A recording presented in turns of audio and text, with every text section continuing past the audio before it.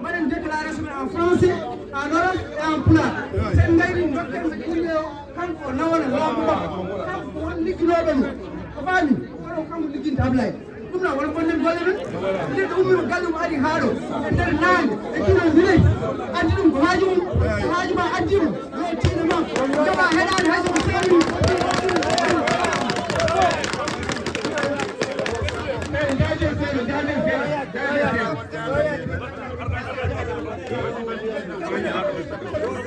Bandiraɓe en français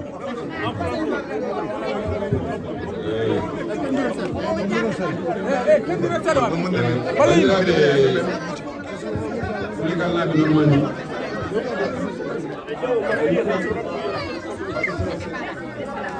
bandiraɓe normandi legal laaɓe normandi on fof calminama on jarnama kadi e garagal moɗon wondi e teddungal wondi e fodde wondi e tinare kono ñalawma fottango jowdi oɗo ñalawma ko fotani Ablaye Senghor kala ko waɗi ɗo henna ko Ablaye Senghor waɗani ɗum hoore mum faji yimɓe gummima ɓe gummima ha évreux ha mantula joli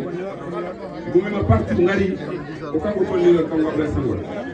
donc jiɗen ko waɗe déclaration en français par ce que ko attaque billa faye makko enen binden attaque faale laamu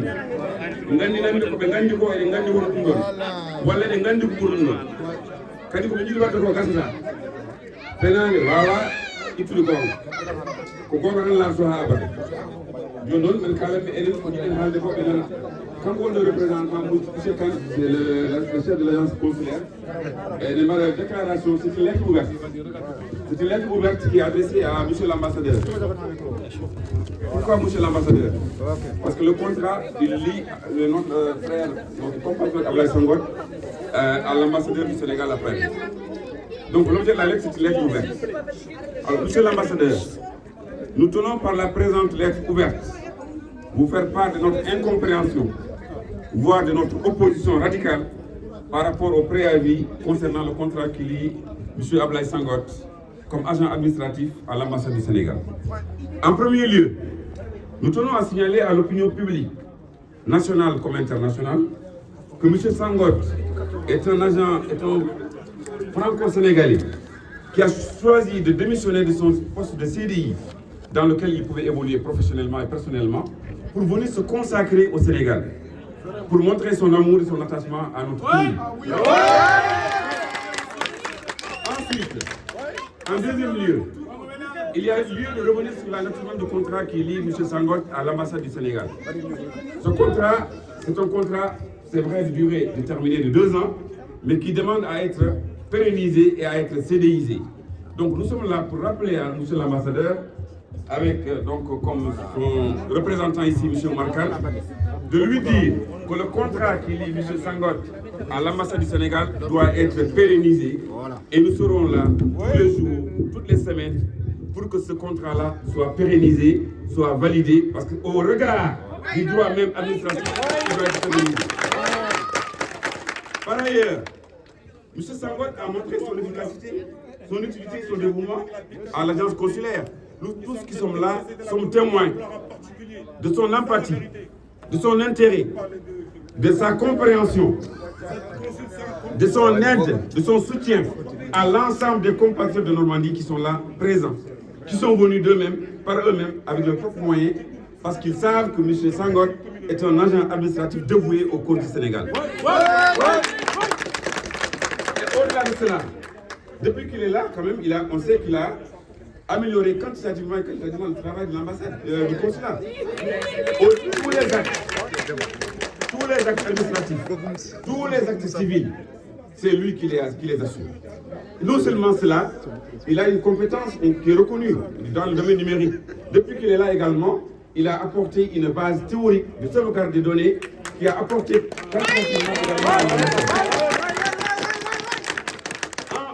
par ailleurs, chers compatriotes sénégalais de Normandie, nous avons un dernier élément, qui est un élément fondamental. C'est la Constitution du Sénégal. La Constitution du Sénégal, dans son article 25, notamment celle du 22 janvier 2021, qui stipule que tout Sénégalais a droit de travailler et le droit de prétendre à un emploi. Nul ne peut être lésé en raison de ses origines, de son sexe, de ses opinions, de ses choix politiques ou de ses croyances. Ça veut dire que Abdoulaye Senghor, comme tous les Sénégalais, qu'ils soient de l'intérieur ou de la diaspora, a droit à avoir un emploi. Et que cet emploi-là soit pérennisé au regard de ce qu'il a fait comme travail, qu'il a accompli par rapport à sa compétence et par rapport à ses connaissances. Donc ce contrat-là, vu même la Constitution du Sénégal, doit être pérennisé et validé au niveau de l'agence consulaire.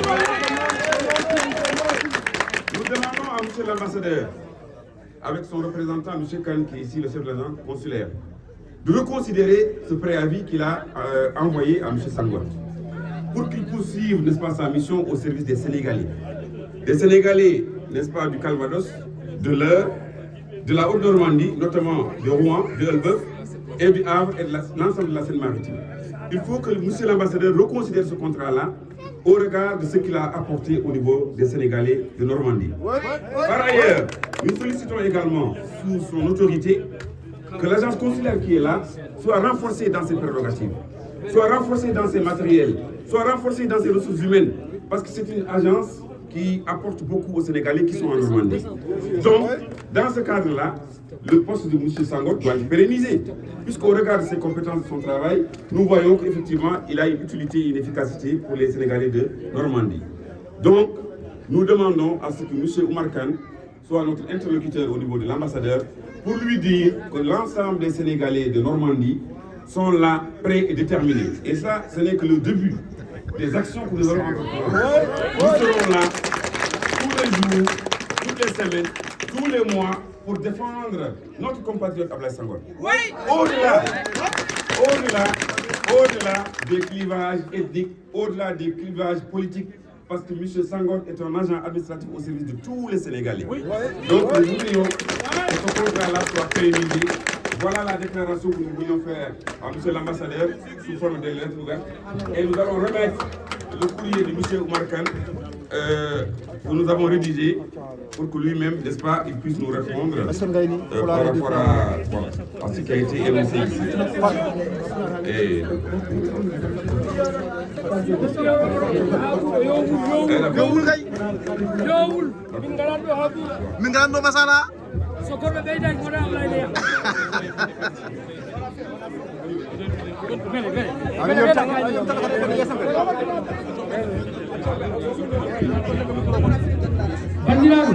bandiraɓe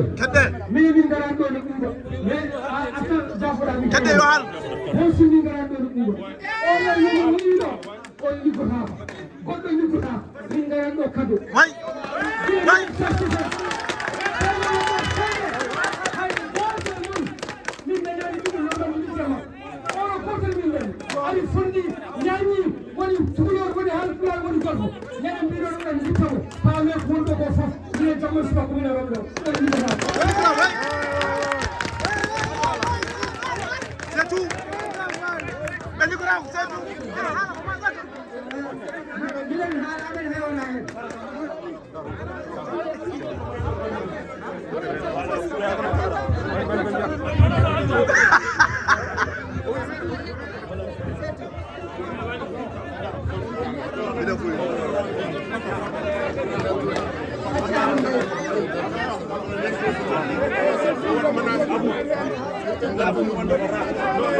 Gracias.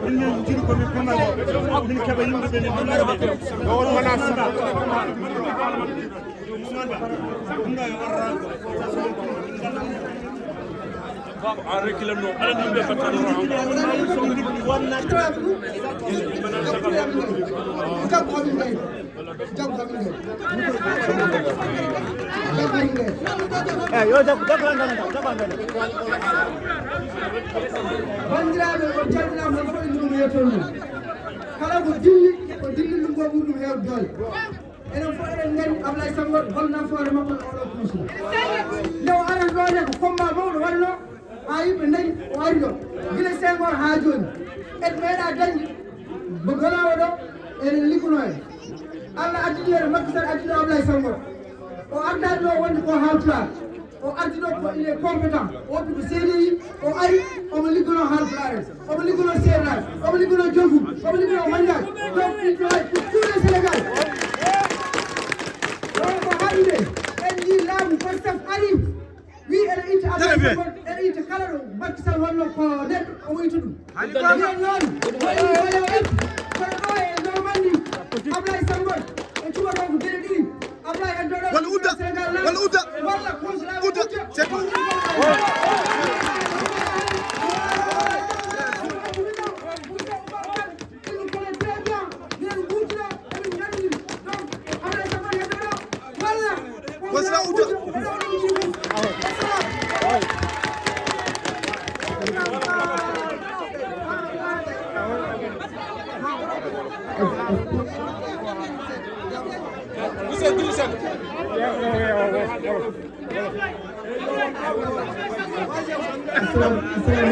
Assalamualaikum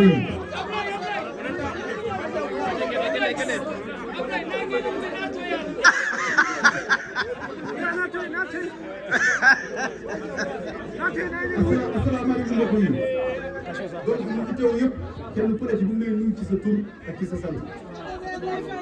ñun nag tey jii nii ñu fi indi ñëpp xam nañ ñu fi dajale ñëpp xam nañu mooy li sama déclaration keroog Waaso indi wuñu fi parti politique indi wuñu fi leneen loo xamante day jëm aussi ci maanaam ci guerre indi wuñu fi Ablaye Sangoto jógul kenn suñu dërëm mais dëgg ñëpp a ko bëgg parce que yàlla dëgg la wax même bu ñu la ko dëgg on a rien contre monsieur le consul ñun amuñ benn xaar ma yàlla ak yow ñi amal xaar ma yàlla mooy ñii taxaw bëgg dindi Ablaye Sangoto tey jiitu posam te waat naa ko ci Abdoulaye Talla jeunesse bi ils sont déterminés que loolu du am tey du am suba ci France lañ nekk mais waa Sénégal bi ñuy dégg donc ñu comment dire France lañ nekk mais waa Sénégal bi ñuy dégg donc ci état de droit lañ nekk donc nañ doxal yoon Ablaye Sangoto dañ ko bàyyiloo lépp bàyyiloo ko liggéeyam bàyyiloo ko lépp ba pare indi ko fii bu maanaam du ko gàccee ci kanamu njaboot bi te loolu ñun duñ ko nangu li ñu wax nii na ambassade bi na ko dégg ñaari mbir ñoo ci mën a am lu mën a waatal gis nga Olof Njaay nee na face caméra bu tere maanaam bu lakk jegee def dara du goy ñi moo koy fay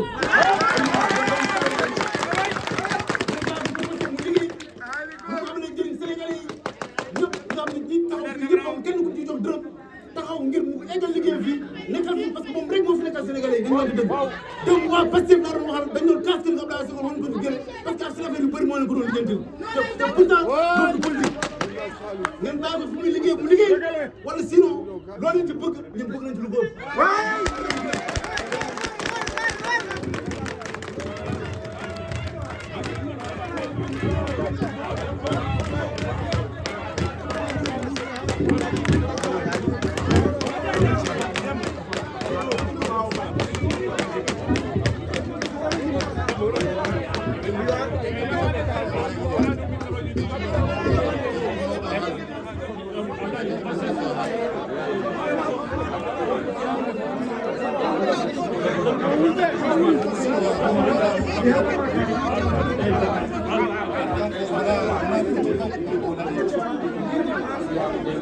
Bandiraɓe kettodiren seeɗa on mamalli wonko yiɗi haalde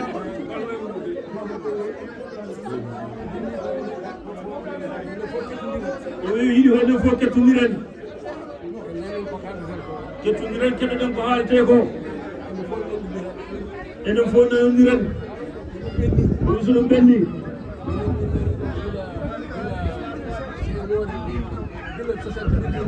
o wi ɓe gari ɓuuro he guil 1968 nden consulat ala o wi ɗum ne ma Senghor ari ɗo walli ɓe wi lande maire yo won consulat maɓɓe to Rouen lande maire eyi o wi guila nden Allah addiɓe ɗo guila nden noon wonde ko consulat hono lande maire o wi lande maire o won soɓe jiiɗi ɗo hoorde soɓe jiiɗi hoorde maɓe jaha Rouen maɓe jaha Rouen min visa contrat ji amen on wonnaɓe visa contrat ji maɓɓe nden ko ɓen ko contrat ji min nden ko contrat ji ɗamɓe keɓatno lebbi ɗiɗi walla lewru o wi Senghor ari ɗo ɓe kaalani ɗum o wiɓe so Allahu jaɓi ma walluɓe ɗo e consulat jooɗoɗo o wi guila nden noon o wi ko wino ko o walliɓe o addaniɓe consulat aɓe liggoto e consulat o wi Allah waɗiri dani o wi Macky Sall laami on kadi ɓe golliti ɗum wonde affaire yaade ha paari en mala yaade o wi pour fewnoyde kayitaji mum yaade ha paare no muuse maɓɓe kamɓe mawɓe yoɓe mballuɓe ɓe ƴeewa neɗɗo moɓe jooɗiniɓe ɗo kamɓe mawɓe ɓe mbaɗa fewnede ɗo ɓe mbatti ɗo Abdoulaye ɓe mbi Abdoulaye yo wonanɓe ɗo henno wonano ɗo diwan o fof Abdoulaye ne walli diwan o fof ene walli leƴƴi ɗi fof ne nafi ɗumen ene moƴƴini fofof o wi ɗum noon ɓe jiiɗa o ummoɗo ɓe jiiɗi ko wona ɗo so wonani ɗo o wi gandede koko bona tan Allah jarama ko faɗaɗo haali ko ɗo gonɗen ɗo haala hani ene woɗɗi gasde taw négociation ene woɗɗi gasde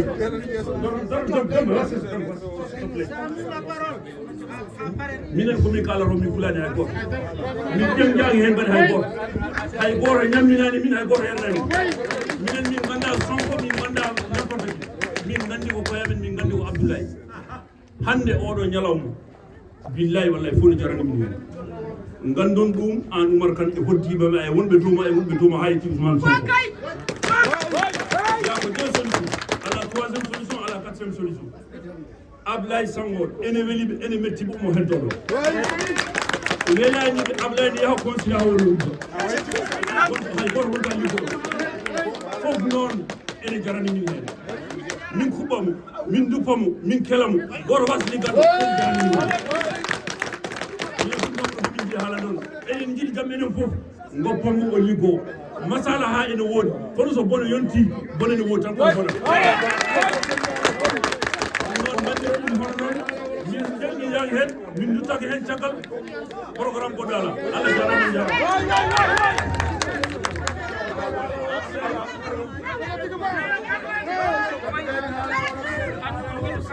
Salam alaikum tout le monde. Bon, nous on est là, la jeunesse de France, nous aussi on compte. Sachez qu'aujourd'hui, si on a fait nos papiers, si on a fait nos livres de crédit pour nos familles, c'est grâce à lui. Sinon, on l'aurait pas fait. On est énormément de personnes à faire nos passeports, à faire nos pièces d'identité, grâce à lui qui nous pousse à faire nos démarches administratives. Sinon, on ne l'aura pas fait. Quand il y a des rapatriements qui nous facilitent, qui nous accueillent ici au consulat. Donc nous aussi, on compte. On compte sur M. Senghor qui continue à rester ici. Parce qu'aujourd'hui, c'est lui qui nous aide. Parce que nous aussi, on compte la jeunesse de France. On est sénégalais. On est né en France, mais on est sénégalais. On n'oublie pas de nous voir. Merci.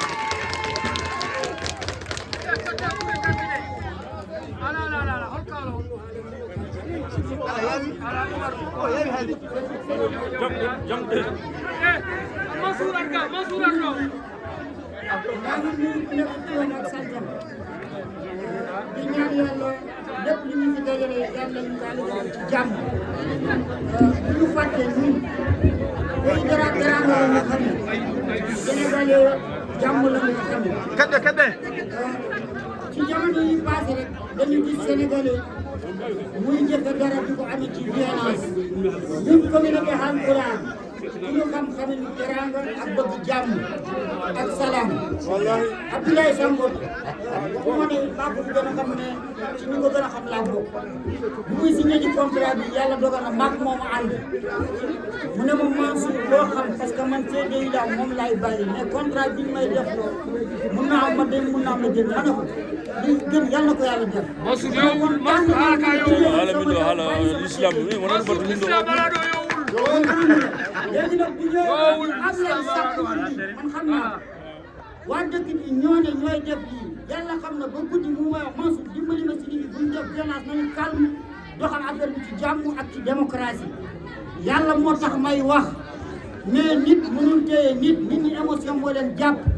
li ñu wax monsieur Kane yow xam nga teraanga bu ne seq nga ko Ablaye sama kanam la jaar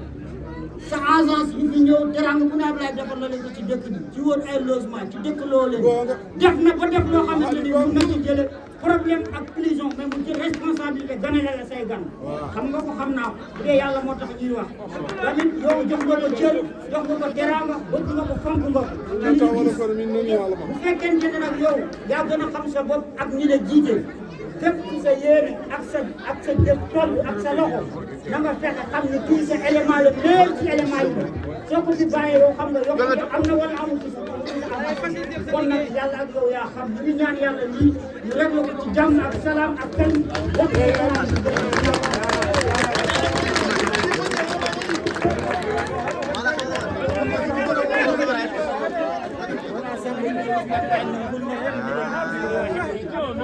هذا فرصة هيبت الله مسألة يقول مسألة ندوس عند الله عندنا نملا les autorités diplomatiques et consulaires du Sénégal en France vous dire merci d'être venu en masse pour soutenir monsieur Abdoulaye Sangoor.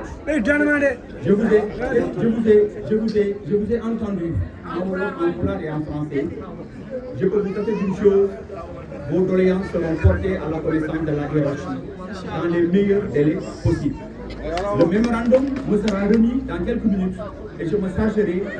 de le faire parvenir à monsieur l'ambassadeur du Sénégal en France par le canal de madame le consul général du Sénégal à Paris, de qui vous tenez. Je vous remercie et vous souhaite un excellent week-end dans la paix, dans la concorde, parce que dans tous les cas, c'est le Sénégal. Nous sommes le Sénégal, c'est entre les Sénégalais, et je pense qu'il n'y a pas besoin vraiment d'apporter quelque sorte de violence, quelle forme que ce soit. Je vous remercie, je vous salue et vous dis encore ma disponibilité. parce que Abdoulaye Golor ko fo halan. Non, on s'en fout.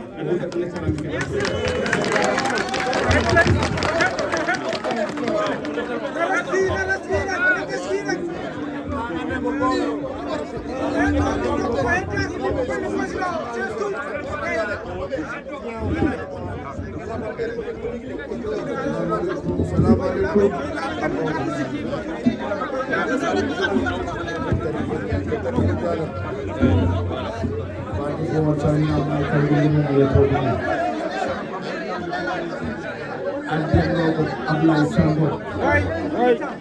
Abdoulaye Sangoor gaddunoɗo ala ko jarema enen noon en darire en jogol fulla men e fayida men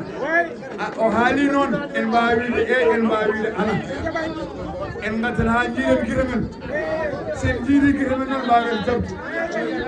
mo gandanɗa ɗon ala ngane jungo ma wawa jabde enen fof eɗen gandi kam politique Sénégal ne gandi no wayi Abdoulaye noon ko Allah jogui ɗum ɗo eɗen jogui ɗum ɗo kadi Abdoulaye koyɗo tinniɗo Abdoulaye ko neɗɗo moƴƴo Olof Ndiaye nen ko yiigo yiigo yahdati léegi gis koy yiig dañ koy jaawale ɗum wara ñun nag duñu daw duñu tiit duñu fedelo ginnaaw Abdoulaye Sangoor fu ñu woo ñu wuyu ko dem den mën ngeen dem ngeen si am